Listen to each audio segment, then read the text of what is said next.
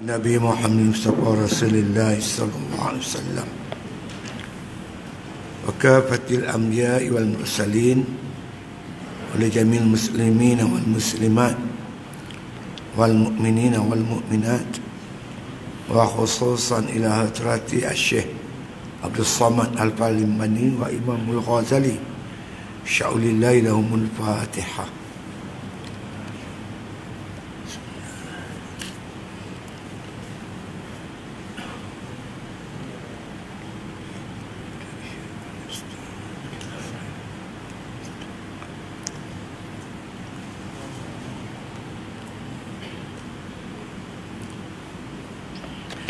Bismillahirrahmanirrahim.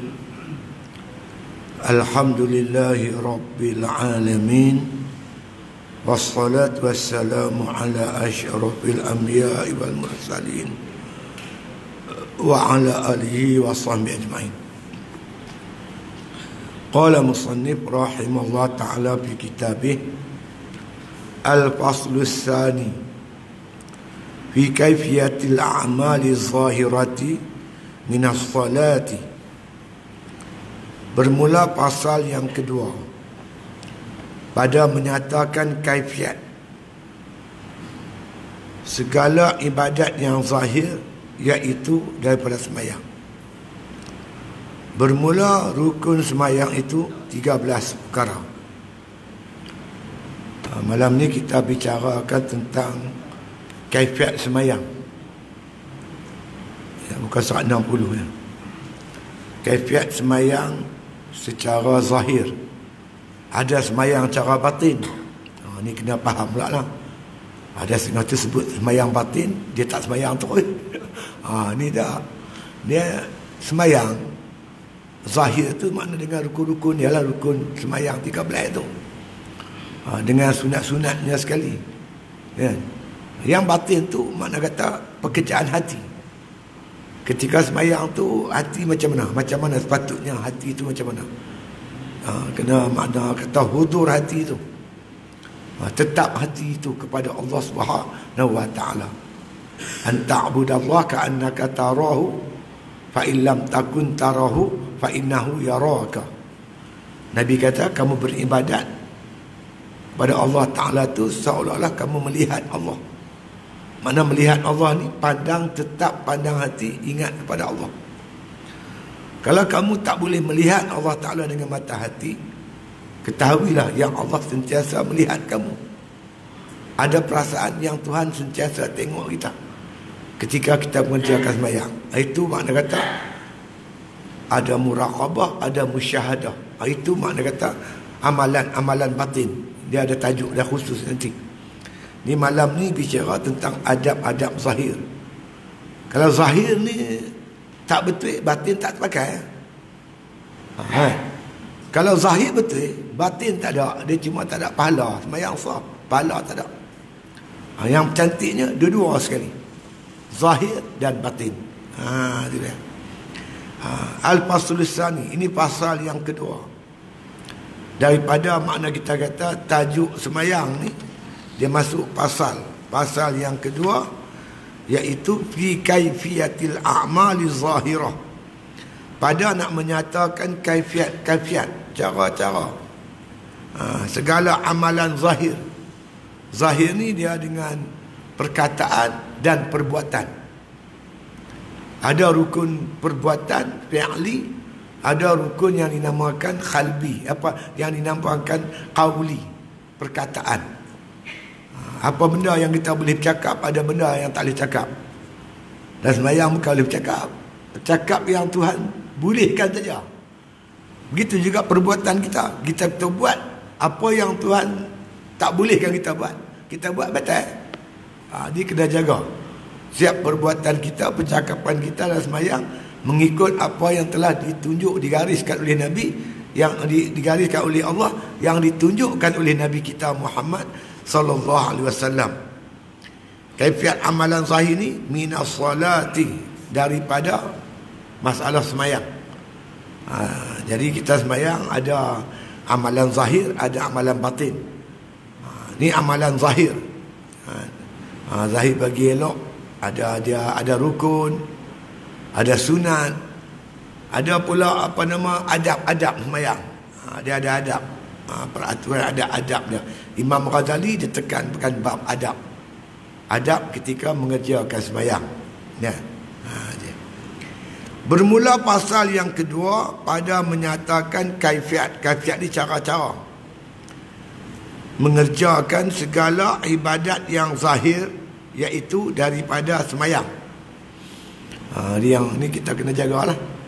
Dia rukun qauli, rukun fi'li. Rukun qauli ni, rukun qauli, rukun fi'li. Qauli ni perkataan, takbiratul ihram, kemudian tu Fatihah, lepas tu tasyahud akhir, lepas tu selawat dalam tasyahud, yang keenamnya iaitu salam. 5 ni kena betul. Kalau tak betul, bacaan kita kalau tak betul, satu ayat ke, satu huruf pun tak ada. Kena sebut makhraj dia bagi betul.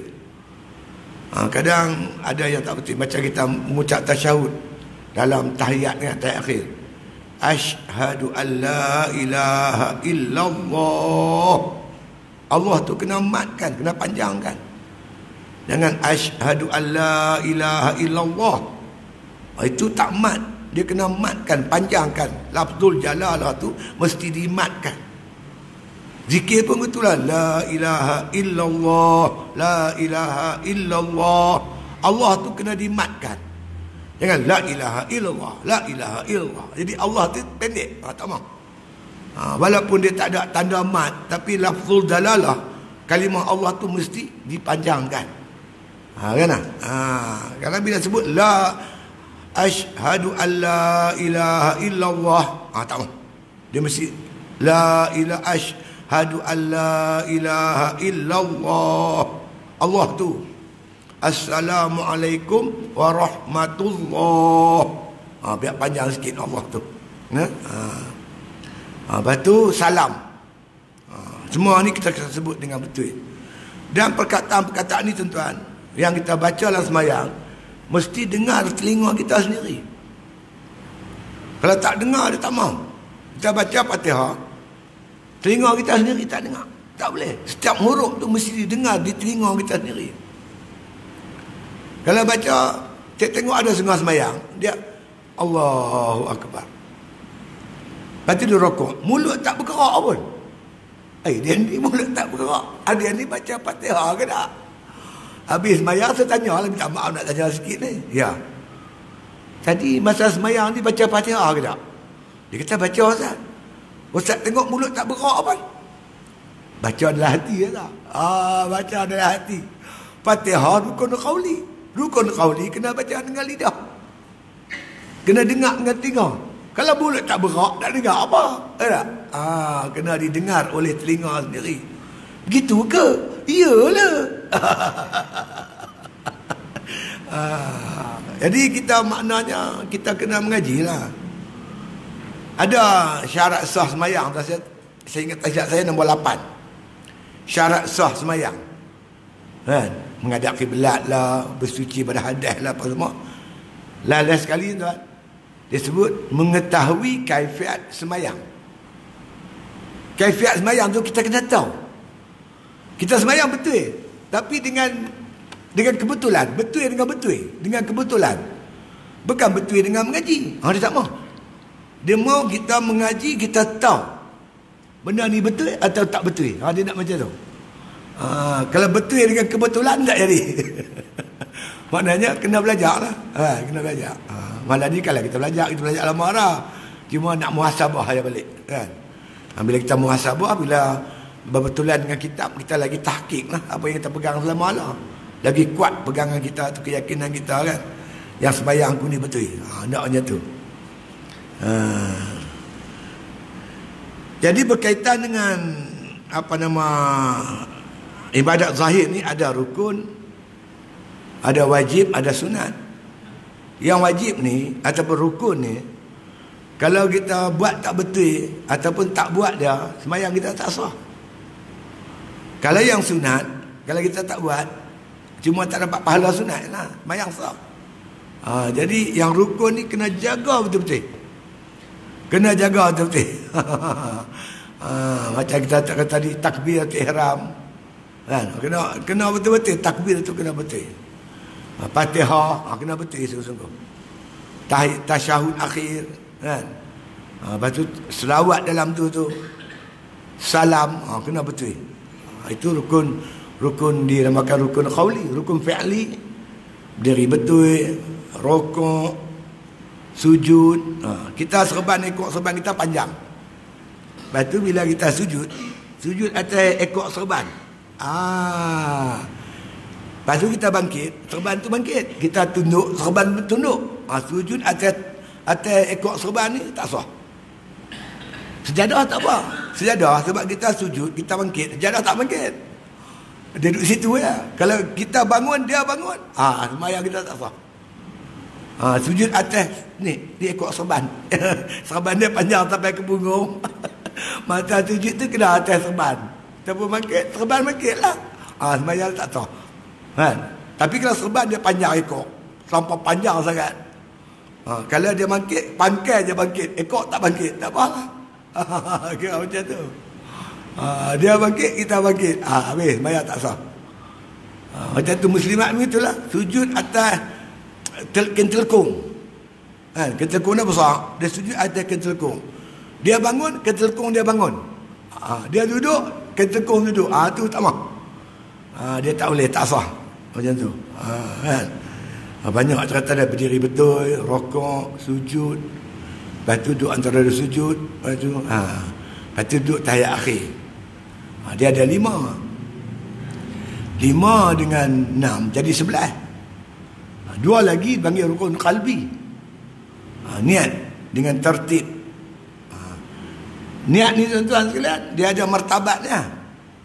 Ada yang martabat dia qasad saja. Ada qasad dengan ta'yin. Ada qasad ta'rad ta'yin. Ada qasad ta'rad ta'yin nafsi. Ta'yin nafsi ni ada pula. Semayang yang ada 4 syarat. Qasad saja aku semayang. Saja aku semayang. Ta'rad fardu Jumaat. Fardu. Qasad ta'rad fardu. Ta'yin Jumaat. Ta'yin nafsi makmum. Kita sebagai makmum, kita kena niat semayang Jumaat tu niat makmum. Tak niat makmum, semayang tak sah. Kalau imam pula, dia kena niat imam. Kalau semayang biasa ni, kalau imam tak niat imam, semayang sah. Cuma pahala, tak ada pahala jemaah. Tapi kalau semayang Jumaat, dia tak niat imam, dia tak sah. Sebab semayang Jumaat ni semayang berjemaah. Dia ada 4. Jadi sampai tajuk dia kita cerita lah bab niat ni. Innamal a'malu binniat. Setiap amal tu dengan niat. Niat tak betul, habis. Tak kena juga. Dia kena niat, kena betul sembahyang ni. Baik, masuk yang pertama. Yang pertama iaitu rukun berdiri betul. Berdiri betul. Ni masuk rukun fi'ali. Berdiri betul. Dalam diri betul tuan-tuan, dalam tu ada takbir ihram. Dalam tu tuan-tuan sekalian ada niat. Masa berdiri betul tu dia ada baca Fatihah. Jadi 4 terkumpul sekali tu. Ada 4 terkumpul sekali tu. Di situ ada rukun fi'li berdiri betul. Takbir ihram rukun qauli. Niat rukun qalbi. Baca Fatihah rukun qauli. Ada 4. Masa berdiri betul tu ada 4 rukun di situ. Jadi berdiri betul ni dia wajib bagi yang kuasa berdiri. Kalau dia kuasa berdiri, dia boleh berdiri, dia duduk. Duduk sembahyang tak sah. Sebab berdiri itu rukun sembahyang. Dia wajib berdiri. Kecuali sembahyang sunat. Sembahyang sunat dia mampu berdiri, tapi dia tak berdiri, dia duduk. Sah. Cuma pahala korang lah 50% lah kan, dapat setengah. Dapat setengah lah kan. Sembahyang fardu tak boleh. Kalau dia mampu berdiri, dia kena berdiri. Sembahyang sunat tak apa. Dia mampu berdiri, dia boleh duduk. Ataupun kalau dia berdiri, dia boleh berdiri. tapi semayang dia tak khusyuk. Mungkin dia ada masalah sakit sikit, sakit kaki ke, sakit gout ke apa kan. Dia berdiri boleh, dia mampu berdiri, tapi kalau berdiri dia tak boleh nak tumpu pada semayang. Pasal kerana kesakitan tadi ni, dia semayang dia tak khusyuk. Dia boleh duduk tak apa. Tapi kalau tak ada pasal-pasal apa, tak ada masalah apa, dia duduk dalam semayang fardu, maka duduk ni tu semayang dia tak sah. Semayang dia tak sah. Sebab diri betul ni, dia adalah makna kita kata dia adalah rukun semayang. Rukun fi'ali yang pertama. Berdiri betul, kena betul lah. Jangan duduk warak tu, bengkok. Berdiri betul-betul, tegak betul tu lah. Jangan duduk bengkok betul, tak cantik lah. Ni nak berdiri di depan Allah Ta'ala ni. Dia polis, depan pegawai, kamil lagi berdiri betul. Tabit kamil elok. Sembayang unik. Abad elok. Berdiri betul. Berdiri betul. Itu dia. Maka apabila selesai engkau bersuci. Ni bersuci ni syarat sah semayang. Bersuci. Suci daripada hadas, kecil dan besar, dan bersuci daripada najis yang tak dimaafkan pada badan, pada pakaian, dan pada tempat semayang. Mana tempat semayang? Tempat kita sujud tu. 7 anggota kita ni, itu nama tempat semayang. Tempat-tempat kena lutut, kena kaki, kena tapak tangan, kena tapak kaki berdiri tu, yang tu semua kena suci. Tempat sujud, tempat semayang nama dia. Begitu juga badan kita kena suci daripada kita makna kata najis, terutamanya najis kita kencing dan berak. Kita berak, kita kencing, kita kata lama tu dah. Cara-cara hukum bersuci kan. Pastikan kita bersuci betul, terutama imam. Imam kena pastikan sungguh-sungguh, sebab orang tak tahu kita suci tak suci. Belakang kita ni ramai makmum ni. Jangan sampai kita imam ni dia suci dia tak clear, tak mah. Sebab belakang dia ni, sebab tu imam mesti orang yang beramanah. Amanah makna kata menjaga kebersihan diri dia, pakaian dia, badan dia kan. Hadas kecil, hadas besar, kena bersuci kan, kena elok suci dia bagi betul. Itu kita dah belajar dululah kan. Kita kena najis apa kan, najis mutawassitah macam ni cara dia, mukhafafah macam ni, mughalazah macam ni. Kena cuci, kena air pula, air mutlak, jangan pakai air mustakmal atau air mutanajis kan. Kita kena pakai air mutlak. Apa tu cara menyuci pula. Kalau mukhafafah macam ni, mutawassitah macam ni, mughalazah macam ni. Ni tak ulang lah, kita dah cerita dulu dah. Jadi kena suci. Sebab Nabi kata miftahus salah wudu al-wudu. Makna anak kunci semayang wudu. Wudu ni makna bersuci. Anak kunci semayang. Mana kalau tak bersuci, cuci tak betul, tak terbuka pintu semayang tu, tak terbuka. Bila tak terbuka, kita tak boleh masuk.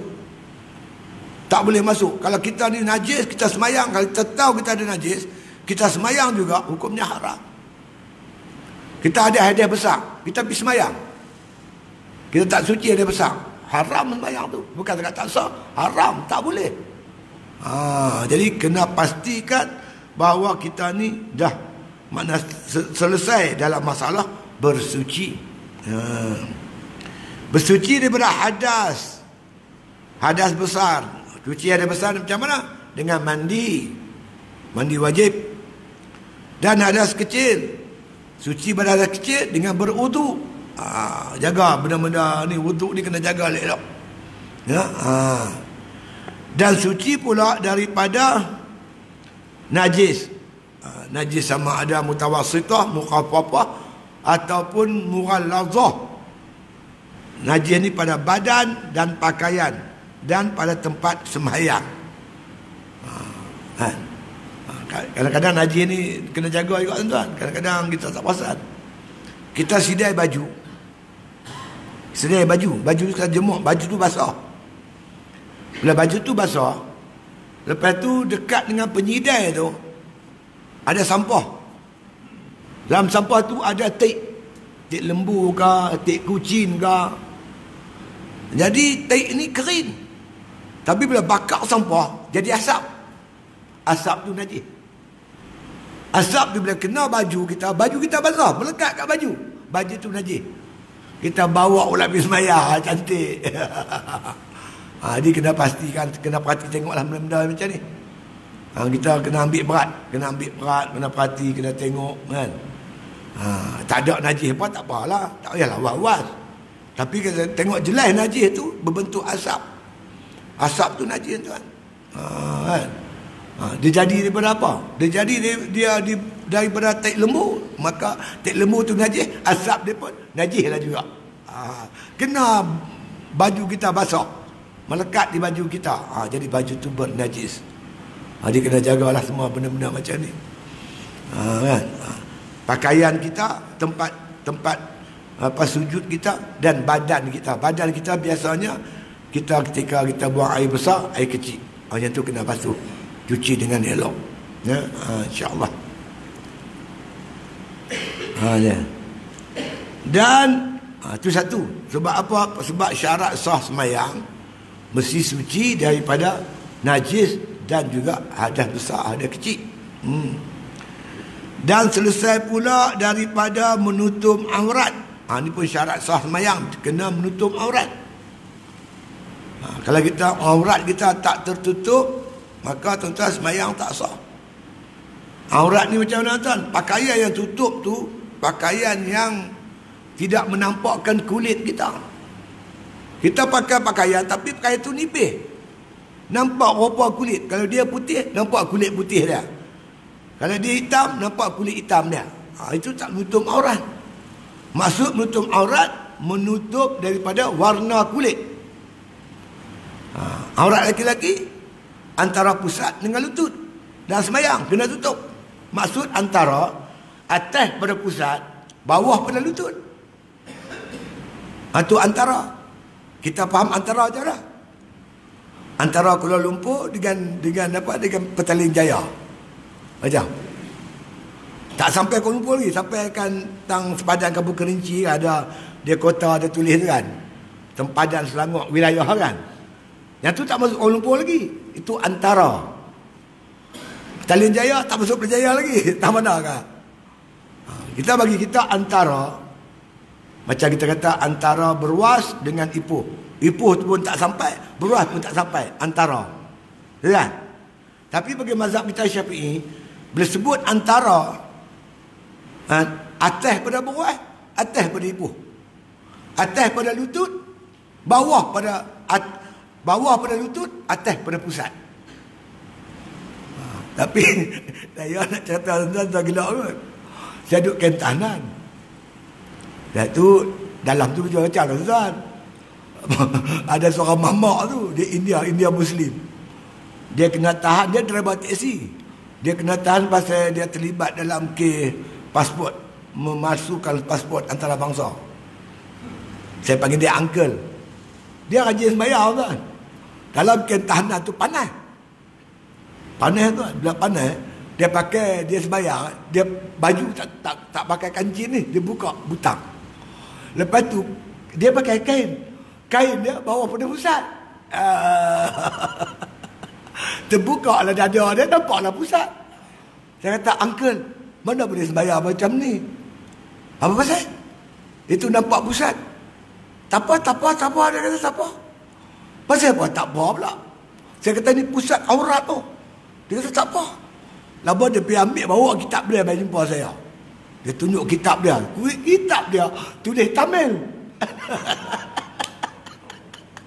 Tapi hadis tu tulis Arab. Betul? Hadis yang kata aurat tu antara pusat dengan lutut kan. Tulis Arab. Tapi dia punya penerangan tulis Tamil. Yang ni yang payah ni. Terpaksa cari pula yang Tamil pula lah. Cerita kat aku apa dia tulis ni. Rupanya tuan-tuan, dalam mazhab Hanafi, bila sebut makna kata antara pusat dengan lutut, antara bawah pada pusat, atas pada lutut, antara. Itu mazhab Hanafi. Tapi mazhab kita Syafi'i, bila sebut antara pusat dengan lutut, atas pada pusat, bawah pada lutut. Tapi segi amalan dia, mana kita nampak ada mamuk pakai mayang nampak pusat. Kalau dia mengaji, tok guru dia tak kata betul lah. Memanglah pegangan dia macam tu. Tapi segi amalan dia, mana ada orang India Muslim kan, mayang nampak pusat mana ada. Dia ni tak mengaji, dia baca buku ya. Itu bezanya. Tapi kita bagi mazhab kita Syafi'i, sebab itu bila antara pusat dan lutut, atas pada pusat, bawah pada lutut. Sebab itu bila tuan-tuan ambil wuduk, tuan kena hati-hati. Kan? Iza qumtu ila salah faghsilu wujuhakum. Nah, Allah kata kalau bila kamu nak semayang, basuh muka kamu. Ambil wuduk, basuh muka. Muka tuan-tuan, ni tempat tumbuh rambut sampai sini kan. Kawasan ni muka. Tapi mengikut mazhab kita Syafi'i, kita kena lebihkan. Muka tu bagi lebih sampai bawah ni. Begitu juga wa aydiyakum ilal marafiq. Basuh tangan sampai siku sini. Jangan basuh cukup-cukup siku, bagi lebih sikit. Lebih tu wajib. Sampai tengah ni sunat. Jangan basuh siku ni cukup-cukup siku, tak mau. Bagi lebih sikit. Pasal mazhab kita Syafi'i, dia wajibkan lebih tu. Kerana tak sempurna basuh siku, mereka lebih tu jadi wajib lah. Macam juga apa, wa arjulakum ilal ka'bain. Basuh kaki kita sampai buku lali. Jangan cukup-cukup buku lali tu, bagi atas sikit pada buku lali. Dia mazhab kita Syafi'i tu. Dia kena bagi lebih. Kan?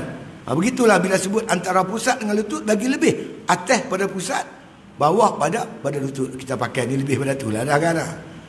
Kemudian tuan-tuan kena jaga. Yang dimaksudkan tuan-tuan, yang kata aurat ni, bila dilihat daripada atas, lihat pada kiri kanan, depan belakang. Bawah tak boleh.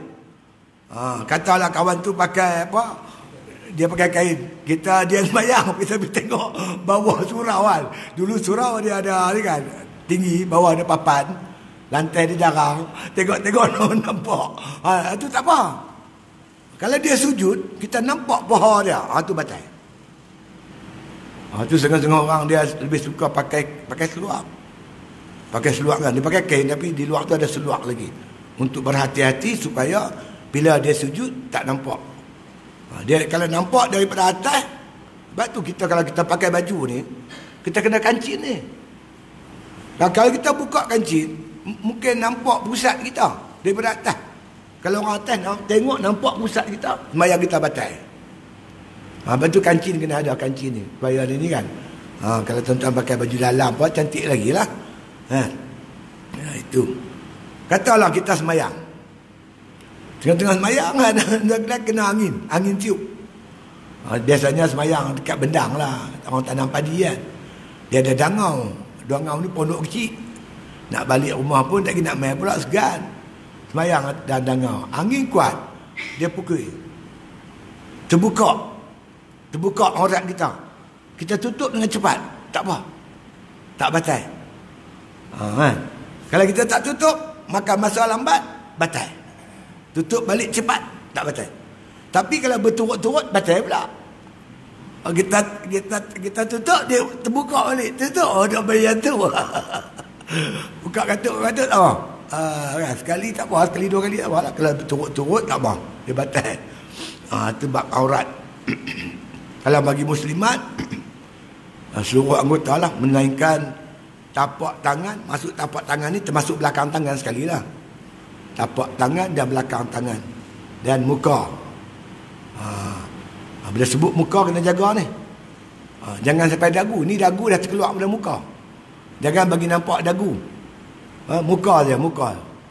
Boleh buka muka ya. Jangan buka dagu. Dagu tu aurat dah. Kena jaga lah muslimat. Jadi syarat sembahyang ni iaitu menutup aurat. Laki-laki dalam sembahyang antara pusat dengan lutut, makna atas pada pusat, bawah, atas pada pusat, bawah pada lutut. Bagi perempuan seluruh anggotanya kecuali muka dan tangan, tapak tangan dan belakang tangan. Kalau tak tahulah, supaya jangan ni kan, dengan terbuka, kami di pondok dulu banyak muslimat dia pakai macam guni tu, macam guni berai kan. Jadi dia punya kesentuh tu dia cait dia juklah guni. Jadi makna tentu dah tak terbuka kaki dia. Jadi cari kain yang besar tu, tutup bayang apa, takut tengah bayang terbuka kaki nampak. Bila nampak kaki tu, mana batal lah. Kecuali dia pakai stukin. Dia pakai stukin tak apa lah. Kalau dia tak pakai stukin, kaki dia terbuka, maka batal semayang lah. Ya, menutup aurat yang antara pusat dan lutut bagi pada hak laki-laki. Ini laki-laki. Orang lelaki aurat dia antara pusat dengan lutut. Janganlah semayang tutup pusat lutut dia, pakai elok sikit. Mengadap kawan pun pakai elok, dia semayang. Itu cuma antara, sekurang-kurangnya. Jadi tuan, saya dulu ni kena tanah SA. Kena tanah SA boleh kuas selok pendek kan tuan. Habis nak semayang macam mana? Tunggu dia main tak nasi ambil keteh apa? Keteh tu. Keteh bungkus nasi tu balut badan. Nak buat macam mana? Masalah tu macam tu. Kiblat pun tak tahu duduk mana. Mana kiblat ni? Lepas 60 hari tuan, baru dia orang bagi tahu kiblat. Kiblat sini, bayar tanah sana. Kita kata lah balik nak buat macam mana kan. Tapi kat takdir kita mati masa tu, tak apalah. Nak macam mana? Kiblat pun tak bagi tahu apa salah.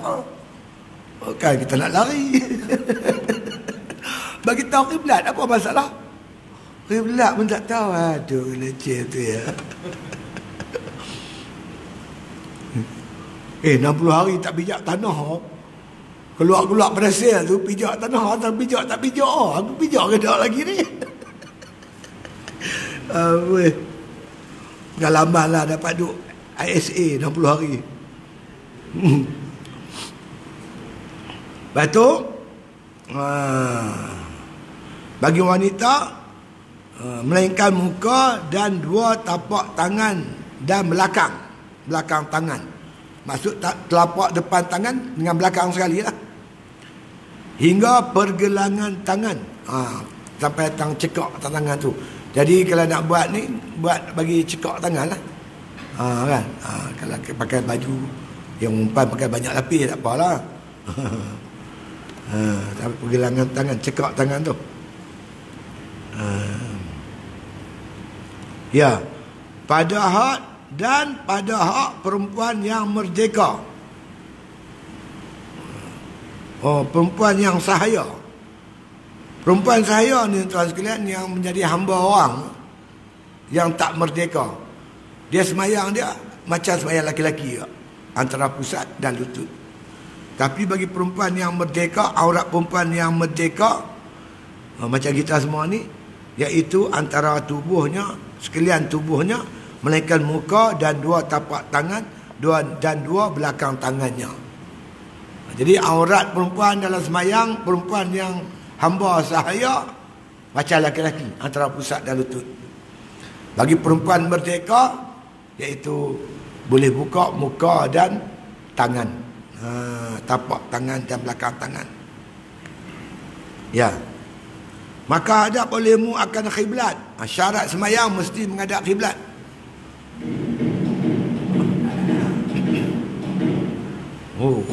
Macam bunyi ni kentung betul ya.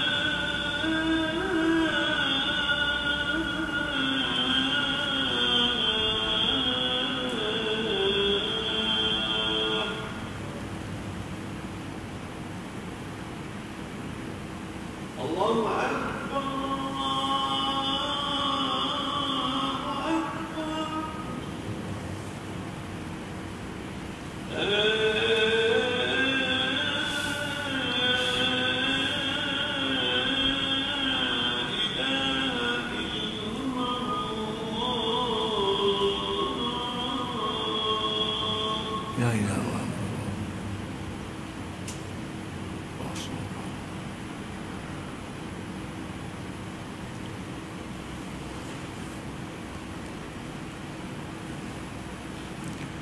Maknanya dah semua selesai, tutup aurat, bersuci, itu gini, kita hadapkan diri kita ke kiblat. Maksud menghadap kiblat ni, dada kita menghadap kiblat. Daripada mula semayang sampai bagi salam. Jadi katakanlah kita tak tentukan kiblat. Kalau masjid surau tak apa, kita tahu kiblat kan. Kita pergi satu tempat, kita terus semayang lah, tak pastikan kiblat mana. Lepas tu tiba-tiba selesai semayang, baru tanya kiblat. Mana kiblat ah? Orang tanya kiblat sebelum semayang. Dia tanya kiblat lepas semayang. Tetap betul. Betul dengan kebetulan. Dia tak mahu kan. Sebelum semayang tu kena pastikan kiblat. Macam tu juga waktu. Sebelum semayang, pastikan masuk waktu. Dia tidur, jaga-jaga, Allahu Akbar, ambil untuk terus semayang. Dah habis semayang, bukan berapa dah. Tengok-tengok jam, lega dah masuk waktu dah. Sama. Tentukan waktu tu dulu, tentukan kiblat dulu, baru semayang. Dah semayang dulu, dah habis semayang baru nak cari waktu, cari kiblat, tak boleh. Tak mahu, tak pakai yang tu. Tu tak pakai, tak kenal. Kiblat ni ada beberapa martabat. Martabat pertama dengan yakin, iaitu kita semayang betul-betul depan Baitullah. Itu kita yakin kan. Ataupun kita semayang sekitar Masjidil Haram, dalam kawasan tu dia ada track kan, dia ada garisan ni kan. Itu meyakinkan kita menghadap kiblat. Itu yakin sungguh lah. Yang kedua tentu dengan ijtihad, dengan kita sendiri berijtihad. Macam kita ni ijtihad lah ni, pakai kompas lah apa lah kan. Dia nak yakin betul, duduk depan Baitullah. Lain berlalu waktu dipanggil zan, berat pada yakin. Mana ada orang ambil tali tarik pergi Baitullah di sini. Ada pegang tali tarik macam mana? Ada. Itu dia pakai kompas, tengok ada center-center dia kan. Kalau tuan-tuan pergi Kampung Gajah, masjid lama Kampung Gajah, saya pelik masjid tuan-tuan. Saya buat kuliah bulanan, lama saya buat dah. Tapi bila-bila pun sejadah dia terpusing. Ni lepas macam saya sembahyang kuliah ni, tepi ni sejadah imam. Imam maghrib dari ni, bila habis nak sembahyang, dia punya sejadah mesti ada lari sikit ke kiri, ke kanan, lari dah 5 darjah. Baru kejap ni nak main isyak, sejadah dia lari sikit. Dia orang cerita lama dah. Saya kata jadi macam mana sejak buat masjid ni. Zaman dulu kan, zaman JWBus tu, yang dia pembunuh bus tu. Biasalah orang dulu kalau buat masjid tepi sungai kan. Masjid ni tepi sungai kan. Jadi dulu tuan-tuan, bila buat masjid, dia bukan pakai kompos sangat. Zaman orang putih dulu. Zaman Datuk Barajalela tu kan lah. Tengok akib matahari, betul? Ni betul. Lepas tu bila masjid tu dah lama, bila buat baru, panggil pejabat agama. Majlis Agama Islam bahagian ni kan, kiblat ni. Dia bawa kompos semua. Tu masjid tu ikut tu lah. Kan? Tapi tak tahulah siapa ubah tau. Tak kata orang ubah. Takkan setiap waktu dia ubah. Kita sembahyang isyak, mai subuh, sejadah pusing dah belah kanan. Mai zuhur, nak sembahyang asar dia pusing. Sembahyang asar, nak sembahyang maghrib dia pusing. Yang saya pelik tu, asar ni nak maghrib ni. Saya buat kuliah. Nak sembahyang isyak, kiblat dah kali sikit. Dia pun kata, tanya lah orang kampung Gajah. Macam mana jadi macam ni? Tak tahu lah Ustaz, mungkin jin kot. Jin zaman dulu, dia sembahyang pakai kiblat tu. Ubah kiblat baru, dia tak mau. Dia nak yang lamir juga. Nak yang lamir juga, dia kata. Kacau. Tentu pergilah kampung lama, masjid lama kampung Gajah. Pergilah, tanya dia. Tanya apa kata, heran, jin dia tak mau ubah. Dia pakai yang lama juga dia tahu. Nantaklah kan. Tapi kiblat tu mesti kita pastikan daripada makna kita kata mula takbir ihram sampai salam, pastikan dada kita menghadap kiblat. Jaga-jaga masa bagi salam. Assalamualaikum. Setengah orang dia pusing dulu. Dia duduknya tu Assalamualaikum. Dia pusing dada ke sana. Sedangkan sembahyang dia tak habis lagi. Sembahyang belum selesai. Dia pusing Assalamualaikum. Batal. Yang pusing ni kepala. Assalamualaikum. Sekira-kira pipi kita ni orang belakang nampak tu ya. Dia berpusing kat badan sekali. Pusing badan habis lah. Jangan pusing badan, pusing kepala ya. Kecuali semayang Syiddatul Khauf atau semayang dalam kenderaan. Yang tu boleh. Makna kita kata kita tidak menghadap kiblat. Melainkan ketika takbiratul ihram. Ada juga orang pergi haji tuan. Masa subuh tu, yang lain boleh jamak lah. Kalau maghrib dengan isya boleh jamak. Kalau asar dengan zuhur boleh jamak. Subuh nak jamak je lah. Lepas tu kan, dia tak sembahyang subuh. Alasan dia, kapal terbang tak menghadap kiblat. Dia balik pada Mekah, kapal terbang dia menghadap Malaysia. Macam mana aku nak sembahyang, dia tak menghadap kiblat. Lah, berdiri Ustaz. Berdiri tu tala punggung kapal terbang tu. Punggung kapal terbang tu, ekor dia tu Mekah lah tu. Baru balik pada Mekah. Menghadap betul-betul belakang. Allahu Akbar. Tu tak apalah, duduk atas bangku lagu biasa tak apalah. Tak boleh berdiri, duduk tak apa. Dah keadaan dah macam tu, duduk dalam kenderaan.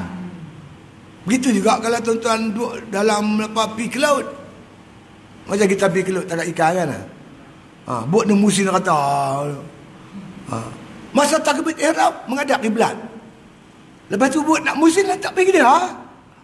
Jangan dia pusing, kita pusing, dia pusing, kita pusing. Lepas-lepas terjun laut terus.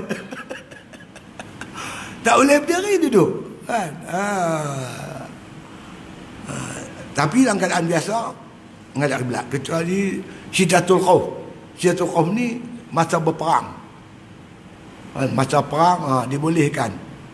Ada kaifiat dia lah. Maknanya di antaranya dibolehkan tidak menghadap kiblat melainkan pada takbiratul ihram. Dalam keadaan biasa ni mesti menghadap kiblat. Pastikan kiblat. Yang pertama dengan yakin. Yakin ni iaitu dengan kita tengok sendiri Baitullah. Yang kedua dengan ijtihad. Ijtihad ni mudah dah. Handphone kita semua ada.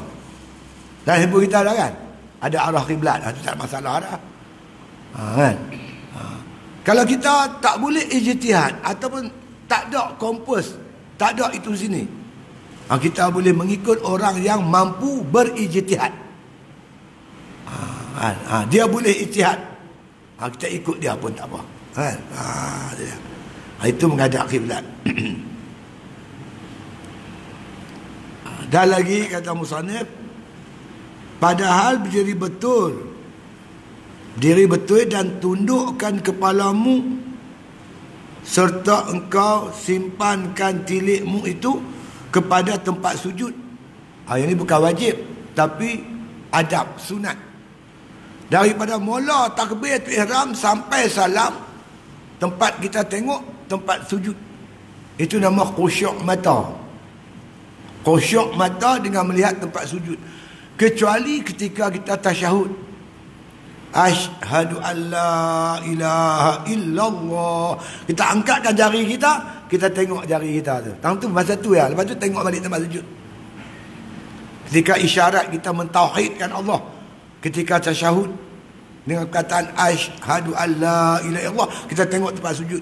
Lepas tu tengok balik, tengok ujung jari ni. Lepas tu tengok balik tempat sujud.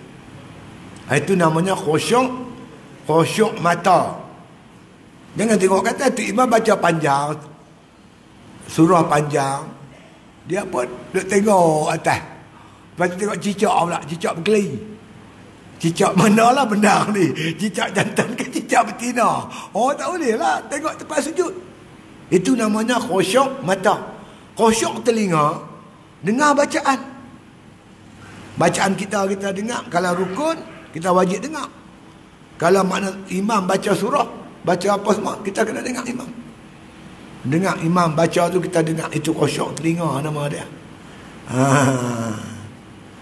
Supaya kita bila kita tetap mata kita tempat sujud, telinga kita tetap dengar bacaan Quran tadi ni, makna kata kita tak boleh, hati kita tak lari pergi lah. InsyaAllah tetap ingatan kepada Allah Subhanahu wa ta'ala. Ya. Dan lagi serta engkau simpankan tilikmu itu, pandangan kita tu, kepada tempat sujud. Tengok tempat sujud. Dan renggangkan kakimu sekira-kira sejengkal. Kaki kita ni, kaki kita tuan-tuan, dua-dua kaki ni menghadap kiblat. Macam tu. Renggang kaki kiri kanan tu sekira-kira sejengkal. Sekira-kira. Jangan pergi sukat pula. Agak-agak lah lebih kurang. Sekira-kira sejengkal. Kaki tu menghadap kiblat tu. Jangan satu pergi Kelang. Satu pergi Kelana Jaya. Tu dia bercabang. Bila bercabang tak cantik lah. Yang kata tetap anggota tu kaki kita dua-dua menghadap kiblat. Sekira-kira sejengkal. Sekira-kira. Itu peraturan yang betul ikut sunnah Nabi SAW. Dan baca olehmu qul a'udzu birabbin nas sampai habis. Ini hikmat dia ni supaya kita terpelihara daripada gangguan syaitan. Syaitan memang tuan, dia ganggu kita. Setengah orang tuan dia baca Fatihah banyak kali. Baca dah sekali. Bismillahirrahmanirrahim sampai habis. Tak tahu dia teringat, Maliki Yaumiddin baca nak dia tahu. Ulang balik. Tu imam dah menahala dia ulang Fatihah 2, 3, 4 kali. Setan ni kacau. Ambil uduk pun begitu tuan. Tuan-tuan dah ambil uduk sampai basuh kaki dah. Muka basuh dah dia tahu. Dia kacau. Dia bertanya saya, setan tu setan apa? Setan haram jadah lah. Dia kacau orang. Betul tuan? Dia semayang ni 3 ke 4 rakaat. 2 ke 3, 3 ke 4. Supaya hilang daripada gangguan syaitan tu, kita disuruh oleh Nabi SAW untuk baca qul a'udzu birabbin nas.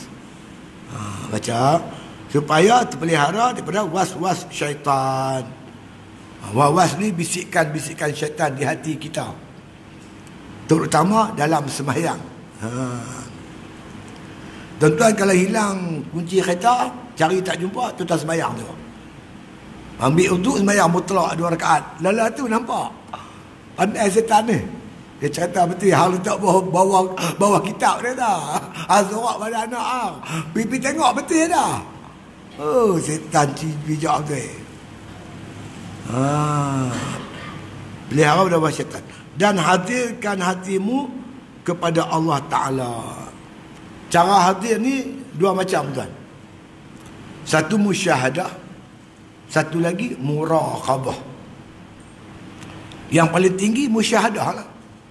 Musyahadah ni syuhud hati, pandang hati tetap kepada Allah. Anta'budallah ka'annaka tarahu. Kamu beribadat seolah-olah kamu melihat Allah. Melihat ni pandang dengan mata hati. Tetap mata hati pandang kepada Allah. Macam mana kita tak tahu pun tak tahu. Kosongkan hati kita selain daripada Allah. Itu makna pandang hati kepada Allah. Yang ni payah tuan. Fa in lam takun tarahu, kalau tak mampu, fa innahu yaraka. Ingat Tuhan perhati kita. Kita mengaji sifat 20 kan. Allah Ta'ala bersifat sama. Apa sama? Bersifat mendengar. Dia dengar apa saja yang kita baca dalam sembahyang. Bersifat basar. Basar apa? Melihat. Dia melihat perbuatan kita dalam sembahyang. Rokok, sujud semua. Lagi, dia bersifat ilmu. Apa makna ilmu? Innahu alimun bizati sudur. Dia mengetahui apa yang ada dalam hati kita. Jadi satu perasaan yang kita rasa kita sedang diperhati oleh Allah. Didengari oleh Allah setiap kataan kita. Kita merasai yang Allah duk teropong tengok hati kita ni. Maka ini menyebabkan kita boleh jaga sembahyang kita elok-elok. Itu nama muraqabah. Walaupun tak nampak Tuhan, tapi kita yakin Tuhan tengok kita. Contohlah tuan-tuan bawa kereta lebuh raya nak pergi Perak. Dalam perjalanan tu tuan-tuan selisih dengan lori. Lori bagi lampu. Tuan-tuan dah lari 150 km. Lori bagi lampu, cap-cap dia bagi. Selisih dengan van bagi lagi. Selisih dengan kereta bagi lagi. Apa makna? Speed trap lah tu. Kita nampak kamera polis? Kita tak nampak. Polis menjorok balik pokok sawit. Kita tak nampak kamera polis, tapi kita yakin kamera polis tu sedang perhati kita. Lihat. Bila ada perasaan tu, kita tengok meter lah 150, slow 110. Lihat. Itu namanya muraqabah. Terutama dalam sembahyang kita kena ada muraqabah ni. Sentiasa kita rasa Tuhan duk tengok kita. Kita pun rokok elok-elok, sujud elok-elok, buat elok-elok. Tuhan sedang perhati. Dan Tuhan tengah mendengar perkataan kita. Kita baca elok-elok. Ni dhalin amin. Senapah Fatihah senapah tu. Baca betul-betul. Kita baca sembahyang, Tuhan jawab kan? Alhamdulillahi rabbil alamin. Telah memujilah hamba aku akan aku. Kita baca Tuhan jawab, kita baca Tuhan jawab. Ambillah nafas sikit. Alhamdulillahi rabbil alamin. Ni Tuhan nak jawab ni. Telah memujilah hamba aku kepada aku. Macam kita bersembang Kawan kita baru sampai. Bila sampai mat baru sampai. Mai apa orang? Mai berdua dengan isteri. Anak tak bawa? Tak bawa. Anak tak bawa. Mereka bawa duduk sekolah, tak bawa tok dia jaga. Bila nak balik? Ingat petang ni nak balik lah. Macam tu lah sembang. Patah kita tanya, dia jawab. Kita tanya, dia jawab. Baru sembang. Ni tak, cakap laju. Hambai bila apa hambai apa apa. Ini apa punya cakap? Bismillahirrahmanirrahim. Alhamdulillah maliki yaumiddin. Waladdallin. Senapah 7 ayat. Itu bukan sembang tu, itu cerita karut. Kita baca elok-elok senapah. Satu ayat satu nafas, satu ayat satu nafas. Nak wasal, nak berhenti. Nak berhenti cara berhenti, nak wakaf cara wakaf, nak wasal cara wasal. Nak kata wakaf, tak wakaf, wasal, tak wasal, tak macam tu. Bacalah elok-elok. Tuan-tuan, saya nak nasihat macam mana tahu? Tuan-tuan biasa bersembang tak dengan orang yang telah dijatuhkan hukum gantung sampai mati? Dia mahkamah dah jatuh hukum gantung mati. Dia dah duduk dalam sel, tuan-tuan, sel. Di penjara tunggu masa untuk digantung. Tuan-tuan bayanglah dia semayang macam mana. Dia bukan lagu kita ni, subhanallah, subhanallah. Tak ada. Kalau dia zikir, subhanallah, dalam bunyi. Kalau kita, astagfirullah, astagfirullah, astagfirullah. Dia tak ada dah. Astaghfirullahalazim. Dia baca sebiji-sebiji tuan, dengan penuh pengharapan. Kalau dia semayang ni tuan, Allah punya khusyuk lah. Saya bersembang dengan orang tu. Nama dia Muhammad. Dia pergi haji, nama Haji Muhammad. Saya tengok dia tuan, Allah, saya kagum. Saya pergi kerja haji. Penerbangan awal, kapal yang ketiga, tahun 2008. Selalunya penerbangan awal ni kita pergi Madinah dulu, kemudian baru pergi Mekah. Selalunya kita buat haji tamattu' lah. Sebab kita nak buat ifrat, lambat sangat nak ni kan, nak tunggu ukhuf.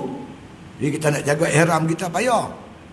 Tapi dia ni tuan, dia buat haji ifrat. Dia pergi awal kali dengan saya, buat haji ifrat. Hari-hari buat tuan-tuan, buat umrah hari-hari. Kita umrah lah juga 3 hari sekali, gitu yalah. Tawaf pun sehari buat, sehari rehat. Itulah kita ni tak larat. Dia hari-hari tuan. Saya kata siapa ni, budak ni kuat ibadat. Satu hari dia masuk bilik saya, bagi salam masuk. Dia perkenalkan diri dia. Lega, saya nak sembang dengan dia kan. Apa rahsia dia, kekuatan ibadat dia tu? Saya ni ustaz, nama Muhammad. Saya orang Perlis. Jadi ustaz, dia kata, saya kenal ustaz. Ustaz pergi Perlis, saya selalu ada. Ustaz mungkin tak kenal saya, dia kata. Saya ni ustaz patut dah mati, dia kata. Tapi tak jadi mati. Pasal apa? Mahkamah tinggi dah jatuhkan hukum gantung sampai mati. Saya tanya pasal apa? Dia kerja dia, pergi beli beras, naik kereta api, pergi beli beras di Siam, balik, bak turun kat Perlis ni, jual beras. Satu hari dia kata, kawan dia kirim beli ganja. Dia pergi beli ganja di Siam, pergi letak atas kampik beras tu. Masa sampai stesen, dia nak turun, dia nak pergi ambil, anti-narkotik pegang, bercara, gantung sampai mati. Mula-mula dia duduk ni di penjara Pudu. Jadi keluarga dia nak main ziarah jauh, minta pindah pergi ke Taiping. Dia pindah pergi duduk Taiping lah. Duduk di sel yang bersedia untuk digantung. Biasanya orang digantung ni ustaz, dia ambil hari Khamis, bawa jumpa keluarga, besok bagi jemaat gantung. Bila dia ambil ya kawan sebelah tu, esok tak dengar suara dah. Kadang ambil kiri, kadang ambil kanan, kadang ambil ujung tu, tak dengar suara dah. Saya pun tentu bayang macam mana semayang dia. Allah, dengan penuh pengharapan. Baca tu Allah, satu. Buat sungguh-sungguh hati. Kalau kita dapat buat ibadat, seolah-olah kita nak mati besok tuan. Macam mana? Kita bayang besok kita nak mati ni. Allah, semayang dengan penuh pengharapan. Lepas tu dia kata satu hari, pegawai penjara masuk dalam tu, bunyi tong, bong, betul-betul berdiri depan sel dia tu. Hai, dia kata, tiba masa dah. Tapi pula hari tu, pula hari Rabu, bukan hari Khamis. Hai, lepas tu dia kata, hari dia Rabu. Bawa dia, buka kunci penjara, bawa pergi kat pengarah penjara Taiping. Pegawai pengarah penjara tanya, Encik Ahmad, Encik Muhammad saya, apa hubungan awak dengan Raja Perlis? Saya kenal dia ikut dia, saya tak kenal saya pula. Pihak penjara heran. Pengampunan Raja Perlis ampun dia ni, ampun besar tuan. Kalau syufaat panggil syufaat kubra lah. Ampun bebas tu. Selalunya kalau sultan ampun, Dia ampun daripada gantung pergi kepada penjara semua hidup. Ini ampun terus. Oh, dia kata, itulah maknanya ceritanya orang ni dah besok dah bersedia dah begitu lama untuk mati, tiba-tiba tak jadi mati. Oh, ibadat dia hebat. Kita pun kalau kita boleh bayangkan, inilah ibadat sembahyang aku yang terakhir. Mana tahu malam ni, tak tidur, kawan saya ramai kena. Tengah tidur tu dia main serangan. Darah naik kepala, koma. Ada yang koma 4 hari mati, koma sebulan mati. Oh, jangan buat pasal. Isteri saya koma 4 hari. 4 hari mati kan. Sekian darah naik kepala. Habis 4 hari mati. Kita mana kita nak tahu? Di semayang kita ni kata, ya Allah, buatlah. Yang kita duduk ni, pasal kita duduk kata kita lambat lagi nak mati. Itu yang kita buat cincai ni. Buat sungguh-sungguh. Manalah tahu, ini kemungkinan semayang kita yang terakhir. Saya duduk sebut ni bukan pasal apa. Pasal duduk tenang kat saya sendirilah. Sejak lah ni banyak sakit tu, sakit ni, macam-macam sakit tu ada. Dulu makan udang tak apa. Banyak-banyak tak boleh, sikit tak apa. Less sikit pun tak boleh. Lama tak makan sate tuan. Pergi ambil mak mentua saya, pergi hantar mak mentua saya pergi umrah minggu lepas. Lepas tu balik singgah makan sate kajang tu dekat tu. Lama tak makan, makan lah. Kena lagi tuan. Dia kata pasal apa? Sate bukan udang. Dia berkata kacang dia tak boleh.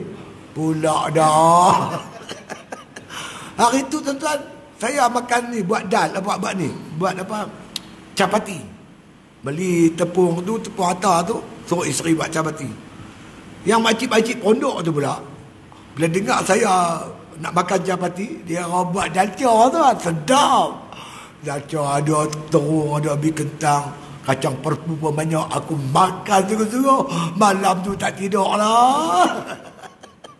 Gawat pula dah. Payah kita ni. Saya duduk tenang diri saya lah, duduk tenang, tembak diri kita lah kan. Takut kita dijemput oleh Allah lagi ni. Jadi kita kena ada muraqabah atau musyahadah. Pokoknya sepanjang semayang tu jangan ingat yang lain. Ingatkan hati kepada Allah Subhanahu Wa Taala. Macam mana cara? InsyaAllah Imam Ghazali akan cerita nanti. Bagaimana cara nak menetapkan hati dalam semayang tadi ni. Nak khusyuk, nak tetap khuduk hati tu. Itu dia. Baca qul a'udzu birabbin nas untuk melepaskan diri daripada was-was syaitan. Ya.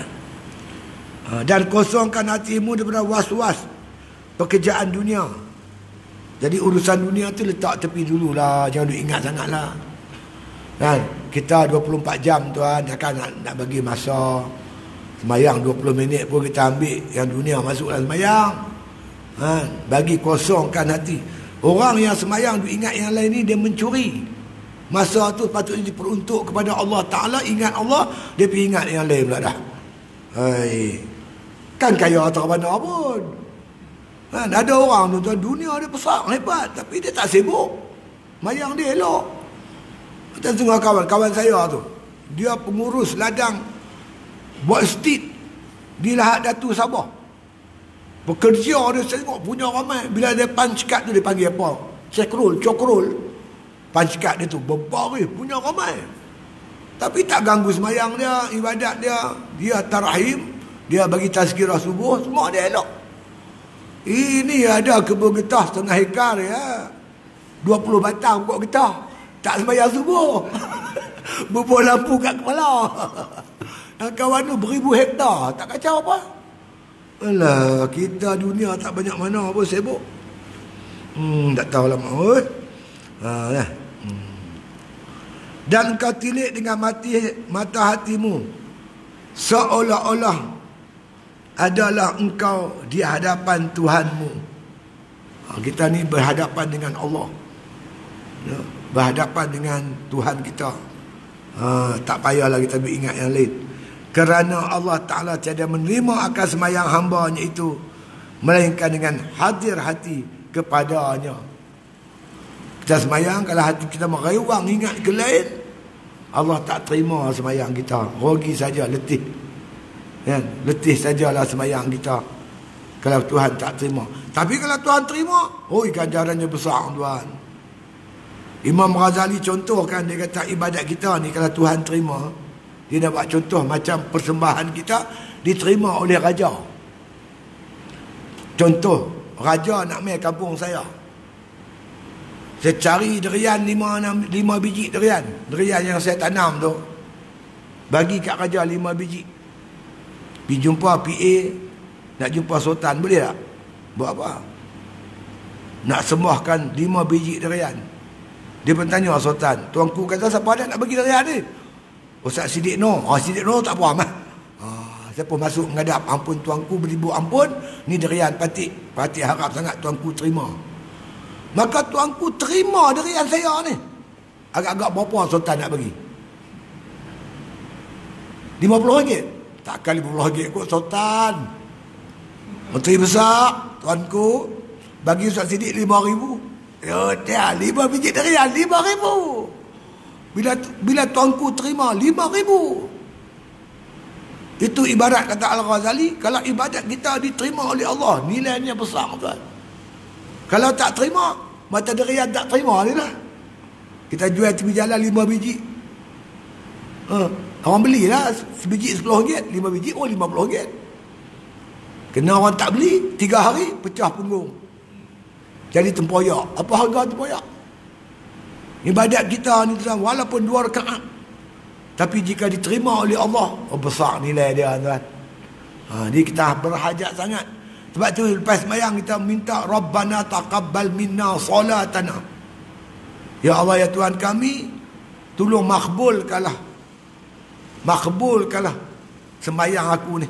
Minta Tuhan terima sembahyang kita ni. Kalau Tuhan terima, Masya Allah, Tuhan hebat. Siapa yang Tuhan terima? Sembahyang yang orang terima ni, hatinya tetap kepada Allah, tak ingat kata cerak. Semua nak bola bakui sembahyang. Yang sawit bubuh sawit, kan? Yang kerja apa semua ni, tak tepi dulu. Kan? Macam mana cara dia? Nanti Imam Ghazali akan cerita macam mana nak tetapkan hati, nak hadirkan hati dalam sembahyang tu. Jadi sembahyang orang ni Tuhan tak terima. Kerana apa? Kerana tiada menerima akan sembahyang hambanya itu, melainkan yang hadir hatinya kepadanya, hatinya ingat kepada Allah sepanjang sembahyang itu, serta merendahkan diri. Sembahyang dengan penuh rasa rendah diri, tawaduk. Masa mana tempat kita rendah diri itu yang paling rendah diri? Masa sujud noh. Kita pijak ni, lantai ni kita pijak. Tempat yang kita pijak, kita letak muka kita. Kita hina kan. Muka ni anggota yang paling mulia. Tentang bagi maki, gosok gigi, kan, basuh muka. Pasal muka ni orang nak tengok. Muka ni anggota yang paling mulia, kita letak tempat yang paling rendah, tempat kita pijak. Tanda menghinakan diri kepada Allah. Jadi tuan sekalian, kita menghinakan diri, merasa hina diri dalam sembahyang. Tuan nak sembahyang yang macam tu, menghinakan diri. Maka apabila hadir hatimu serta Allah Ta'ala, maka ucap olehmu akan khamat. Barulah kita dah semua dah fokus betul-betul nak sembahyang, barulah kita khamat. Tu imam sebelum qamat tu dia betulkan saf dulu. Sausufuwakum, dia baca azhar betulkan saf. Dah betul saf semua elok, tetap hati, baru khamat. Kan? Baru kita duduk dengan elok menghadap Allah Subhanahu wa Ta'ala. Dan jika engkau harap akan orang hadir yang hendak mengikut akan dikau pada sembahyang, maka hendaklah engkau bangkan. Kalau kita jangka tempat tu ada orang, kita bang lah. Kita bang azan, kut ada orang nak dengar azan kita sebagai satu isyarat kata ada sembahyang berjemaah. Ada juga kadang kita buat kebun kan, mana kita nak tahu ada orang tak ada orang. Kalau kita jangka ada orang, kita azan. Kalau tak ada orang, tak payahlah azan. Tapi setengah orang kata elok azan. Ada juga kadang jin-jin kan, jin ada orang kan. Di masjid saya, di Pulau Pangkok, masjid lama lah, kita sembahyang 5 orang tapi masa berzikir tu dia rasa macam beratus. Oh, la ilaha illallah, la ilaha. Bunyi kuat lah. Bunyi ramai. 5 orang lah. Tapi juga babiklah masjid tu. Masjid lah tak ada, dah runtuh buat baru lain lah. Dulu ni kalau ni member masjid, kita pergi balik ke laut, kita pergi tidur depan mimbar tu. Dia hantar pergi ke kolah. Sedap-sedap duduk tepi kolah. Saya kata tepi kolah tak apa, dia bawa pergi atas kubur, tak ada lah. Janganlah duduk tempat dia sembahyang, kita pergi duduk ganggu dia sembahyang. Dia angkat kita, dia ubah ke lain. Oh, ada jin. Kita baca, kita sembahyang subuh kan, imam baca apa Fatihah, amin tu ramai. Amin. Ramai amin tu. Bila lepas runtuh masjid tu, buat masjid baru, dah tak dengar dah lah. Dia pindah pergi mana tak tahu lah pula. Dia pindah pergi ke lain dah. Dia cari masjid lain pula. Ya Allah Rabbi ya Karim. Lah ni ada lagi ya? Siapa ada orang Pahang ni? Orang Pahang. Saya dulu semayang Masjid Mak Kilau, Pulau Tawar. Masjid Mak Kilau. Masjid tu dibuat dah 100 tahun lebih lah. 100 tahun lebih. Kalau depan mimbar tu semayang memang sonok. Dia kata depan mimbar tu lah Mak Kilau mengisytiharkan diri dia Mak Kilau. Benda tu orang kampung tu tak tahu dia Mak Kilau. Ingat orang tua mana. Alamak, dekat-dekat dia nak mati, dia isytiharkan depan orang ramai, dia Mak Kilau. Hebat Mak Kilau ni. Dia belajar, dia mengajar anak muda bersilat tu di Bukit Senyum. Dia orang bawa saya pergi tunjuk tempat Mak Kilau bersilat. Dia tawan balai polis Hulu Temeling. Masa tu Hulu Temeling ni polis dia semua Gurkha. Mak Kilau dia kerih lah. Dia tewaskan semua ni, dia bunuh habis. Lepas tu yang seorang tu dia tak bunuh. Dia ikat, dia buat atas rakit, dia kelak dengan kerih. Bagi tahu orang putih, ni Mak Kilau. Oh, hebat dah Mak Kilau ni. Bukan Daud Kilau. Mak Kilau.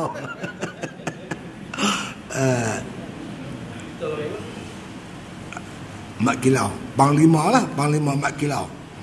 Jadi kalau kita harapkan ada orang nak sembahyang jemaah, kita azan lah. Dan hendaklah dijaharkan sekira-kira didengar oleh orang yang hendak mengikut berjamaah itu. Azan ni dijaharkan, dikuatkan suara supaya dapat didengar oleh orang yang nak datang berjamaah. Tapi lah ni tak apalah, ada mic kan. Sekuat mana azan kita tu, setan lari sejauh itu. Lepas tu dia orang kata sekarang ni kita pakai mic, kita pakai besar suara, kita azan dengar jauh, setan lari jauh. Kalau membesar suara ni 3 km, dia lari 3 km lah. Tapi setan sekarang pula dia ada pula dia punya tu tuan, teknologi dia pula. Dia laju lagi pula. Dia pun ada teknologi dia juga lah zaman sekarang ni.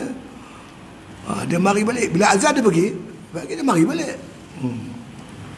Jadi bila dia azan tu dia akan lari setan. Kita azan untuk memberitahu orang yang tempat kita ni ada sembahyang jemaah. Supaya orang kalau kita harapkan begitulah. Kalau tidak tak payah azan, qamat cukuplah.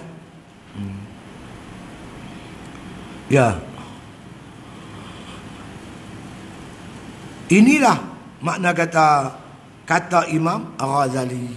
Jadi yang disebut tadi ni diambil daripada kitab Imam Al-Ghazali. Jadi sebelum kita takbir kan, makna dia suruh kita pastikan apa nama suci kita elok-elok, pakaian kita, badan kita menghadap kiblat, tutup aurat kan. Semua dah elok semua. Kemudian baru kita kalau kita jangka tempat tu ada orang nak berjemaah, kita azan kan, sebelum kita takbir. Ini disusun oleh yang disebut oleh Al-Imam Ghazali rahimahullah ta'ala. Jadi rukun yang pertama sembahyang itu berdiri betul. Yang lain-lain itu kita sambungkan datang lah. Jadi benda ni kita duk buat selalu dah. Cuma kita nak bagi tahqiq lagi. Bahawa yang kita buat selama ni dibenarkan oleh Al-Imam Ghazali rahimahullah ta'ala insyaAllah. Wallahu alam. Al-Fatihah.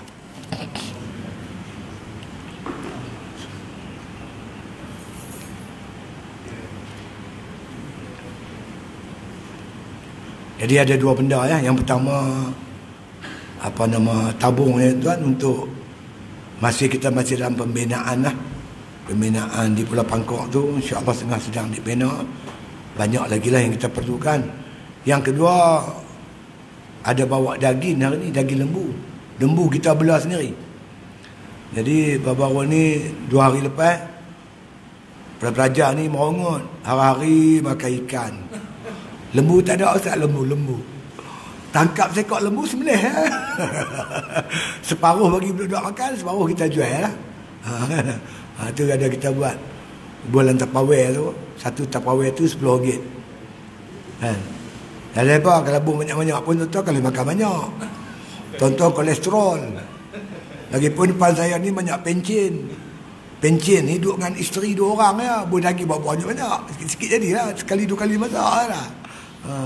Satu Tupperware tu RM10. Yang lain masih banyak lah. Kita ada lobak masin. Lobak masin ni pada Kuala Keti. Sahabat kita dia tanam sendiri lobak. Dia buat sendiri lobak masin. Semua ada macam-macam. Bohulu pada. Dia berkata Ustaz Siddiq tu ceramah keras. Bohulu lembut pada. Bohulu lembut pada. InsyaAllah. Bismillahirrahmanirrahim. Alhamdulillahirabbil alamin. Wassalatu wassalamu ala asyrafil anbiya'i wal mursalin wa ala alihi wa sahbihi ajma'in. Allahumma inna nas'aluka imanan kamila wa nas'aluka qalban khashi'a wa nas'aluka yaqinan sadiqa wa nas'aluka ilman nafi'a nas'aluka amalan salihah nas'aluka al-'afwa wal 'afiyah nas'aluka tamamal 'afiyah nas'aluka syukra 'ala al-'afiyah nas'aluka ghina 'anil nas da'wahum fiha subhanakallahumma wa tahiyyatuhum fiha salam wa akhiru da'wana anil hamdulillahi bil alamin.